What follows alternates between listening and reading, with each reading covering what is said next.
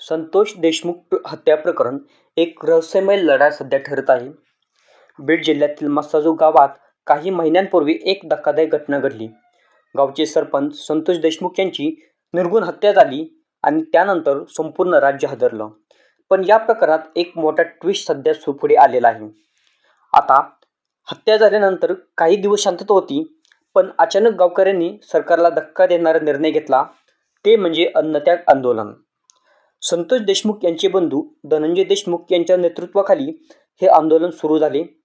गावकऱ्यांनी या आंदोलनामार्फत 4 स्पष्ट मागण्या केलेल्या आहेत. फरार आरोपी म्हणजेच कृष्णा आंधळे यांना तात्काळ अटक करण्यात यावी.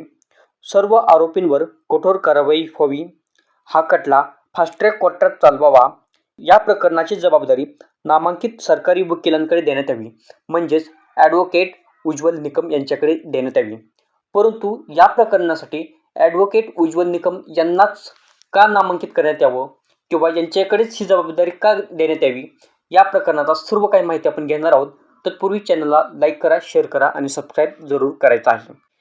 सरकारकडे सतत मागण्या केल्या जात होत्या, पण निर्णय मात्र होत नव्हता.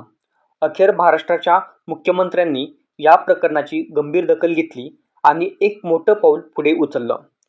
मुख्यमंत्री देवेंद्र फडणवीस यांनी उज्ज्वल निकम यांच्याशी तब्बल 20 मिनिटे चर्चा केली आणि संतोष देशमुख प्रकरणाची जबाबदारी ॲडव्होकेट उज्ज्वल निकम यांच्याकडे देण्यात आलेली आहे. आणि आता या सर्व निर्णयांमुळे जनतेला एवढीच अपेक्षा आहे की खटला वेगाने पुढे जाईल. या प्रकरणाची गती नक्कीच वाढेल. फरार आरोपीचा शोध लवकरच होईल. तसेच हे आंदोलनसुद्धा पुढे सुरू आहे. परंतु आता आपण ॲडव्होकेट उज्ज्वल निकम यांची सरकारी वकील म्हणून का नियुक्ती करण्यात आलेली आहे, त्यांची कारकीर्द नेमकी काय आहे, त्यांनी यापूर्वी केलेले कार्य आपण थोडक्यात माहिती पाहूया.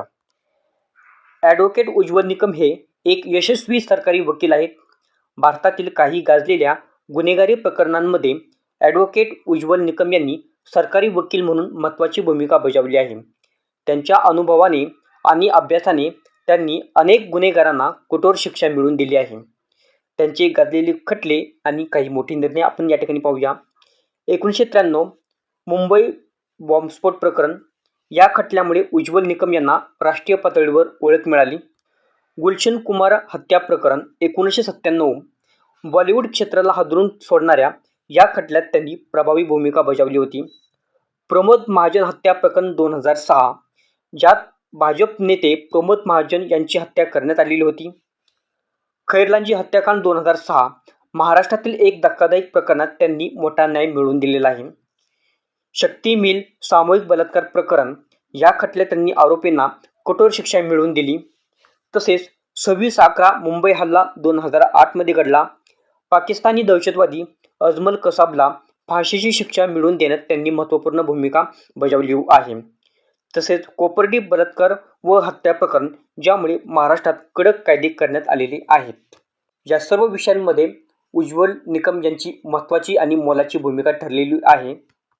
अशा सर्व त्यांच्या प्रकरणांमुळे संतोष देशमुख प्रकरणातील मुख्य आरोपींना कठोर कारवाई होण्यासाठी ॲडव्होकेट उज्ज्वल निकम यांची सरकारी वकील म्हणून स्थापना करण्यात आलेली आहे.